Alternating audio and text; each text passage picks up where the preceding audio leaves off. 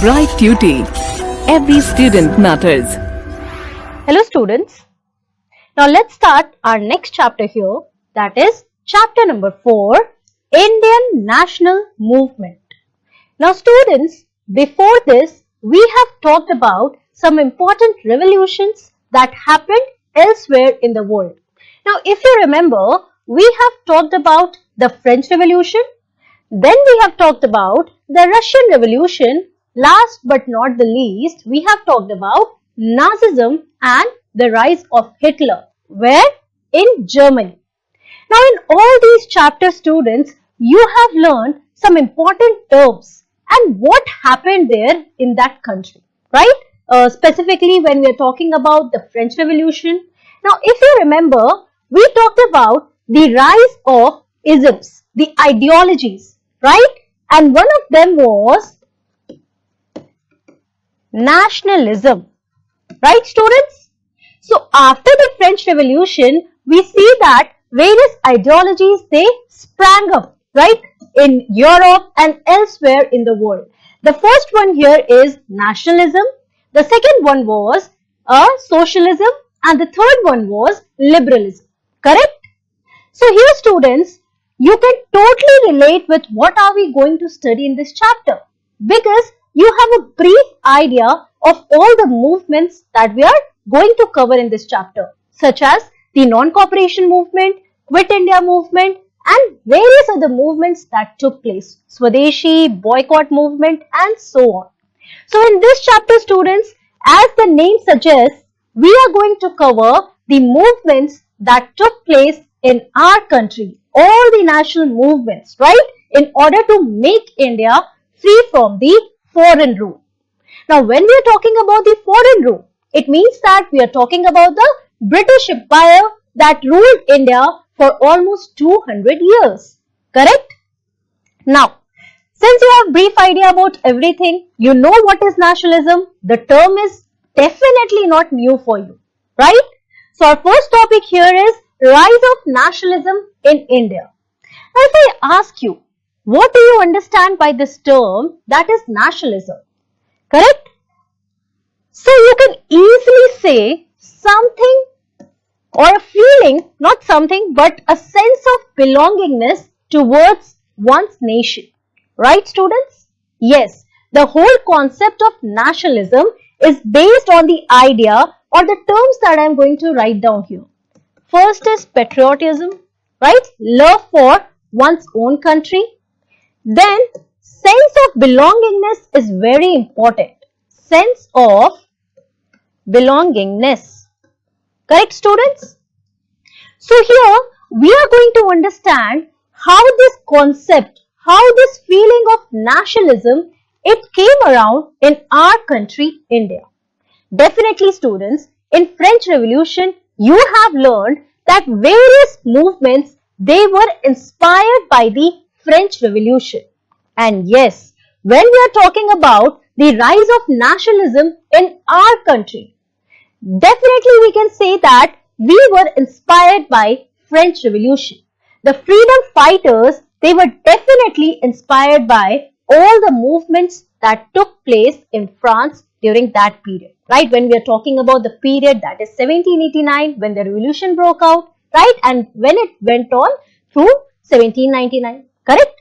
So here, focusing on our country and focusing on the term nationalism, we can say that nationalism is a belief that makes an individual become attached to one's nation. Very simple to understand. Love for our own country, right? Having this patriotic feeling, right? Sense of belongingness. All these terms are important to define nationalism. So here we can say that when an individual, he becomes attached to one's nation, he is developing this sense of nationalism, right? He is developing this feeling of nationalism. This is a belief, a theory.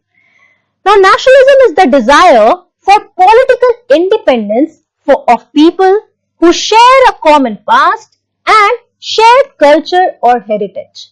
Now, how are we going to develop this feeling? Here, students, we all know that in India, people from different backgrounds, they live together. You all are aware of this phrase, that is unity in diversity, right? So people from diverse groups, they are living together, they are living united here in our country. So when we are talking about the period that is after 18th century, when we are talking about the modern times, right? So here we see that in our country, we people of India, they shared a common past, a common culture, a common heritage that brought all the people together. They are sharing a common boundary, correct? And that is how they are developing this sense of belongingness towards our nation. Now, why have I given these pictures here, students? Do you recognize them? These were some of the important nationalist leaders who played a major role, and when we're talking about the India's struggle for freedom, they played a major role in that, and we are going to learn about them. So it is the trio here, that is Lal, Bal and Pal. Now if you don't know or don't remember the names here, don't worry, we are going to talk about them in detail. Okay? So this is all about nationalism, the feeling that we have already learnt about. Now when we are talking about the British rule, you all are aware that British, they came to India primarily as traders, right? In class 8 you must have learned about this. When British, they came to our country, the main idea was to trade in our country, right? And to make maximum profits, right? But here we see that after some times, they established their administration in our country and made India their colony. Right, students? You are also aware about the term imperialism, colonialism that we have learnt earlier. So here we see that India became one of the colonies of the British Empire. And what happened after that? So the feeling of nationalism, it generated only after the establishment of British rule in our country.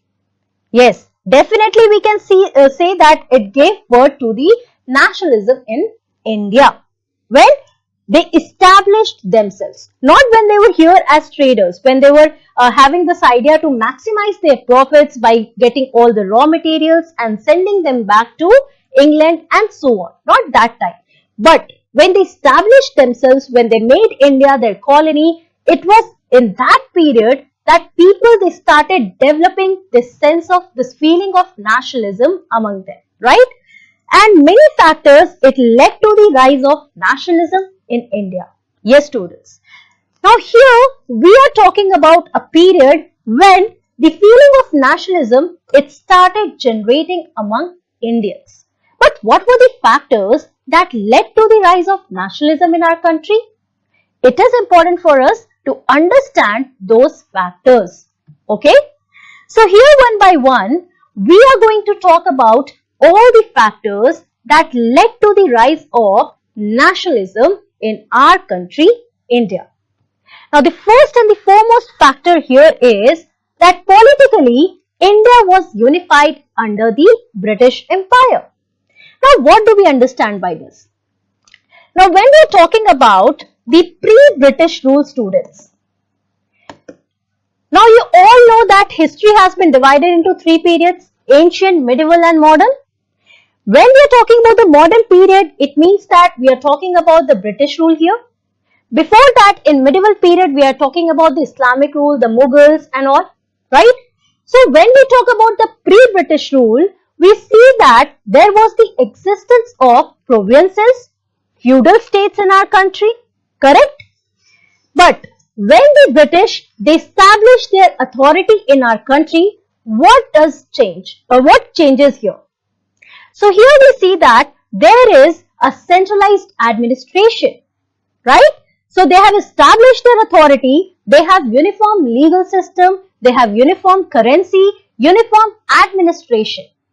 Now this uniformity, it brought the people together in our country somehow. They had this sense of belongingness towards their nation and not just their province that they were living in. Okay, so this is the first point, bringing people together, correct, and the sense of belongingness towards a nation. This is all about nationalism, students? Yes. Now the second point here is, or the second factor is spread and imposition of Western education. You might be thinking how these things are developing this sense of nationalism. Yes, because people, they have to find a binding factor, a common factor, right? So that they can come together to discuss various things, they can share their feelings and they could find a common point, right students? So here also the same thing is happening. All the changes were happening in British Empire, but Indians, they were developing this sense of nationalism. Okay? So when we are talking about the spread and imposition of Western education, what do we understand by that? So in our country, India, three elements were responsible for the spread of Western education. Now, when I'm telling Western education, what does that mean, students? It means that English, the language that I'm talking in right now, and people today, they speak everywhere. So we see that English, it became the medium of communication for all the people who were living here, right? So who were these elements who were spreading this Western education, who were imparting this Western education in our country? Or English as a language, it was spreading across India. So the first one here is the Christian missionaries. Now, do you know who were these Christian missionaries, students? So these were the people who came to India with their main aim. The sole aim was to spread Christianity everywhere. Okay? And somehow the spread of Western education. The second one here is again the British Empire, the administration. They were trying to impose Western education among the Indians. And the third one here is the progressive Indians. Yes, students.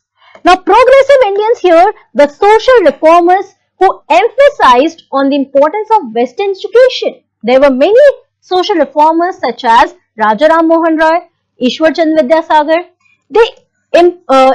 They focused on Western education and how is it important and why they should impart it, right? So all these people, these elements here, they were responsible for the spread and imposition of Western education, making English a medium of communication, and all the people, they started coming together and sharing their views here.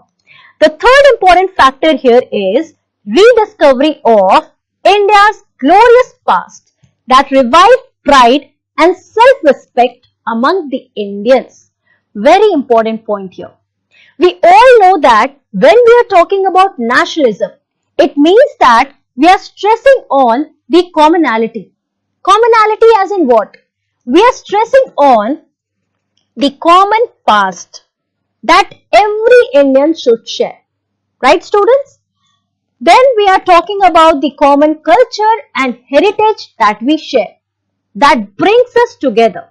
Right, students? So here the same thing is happening.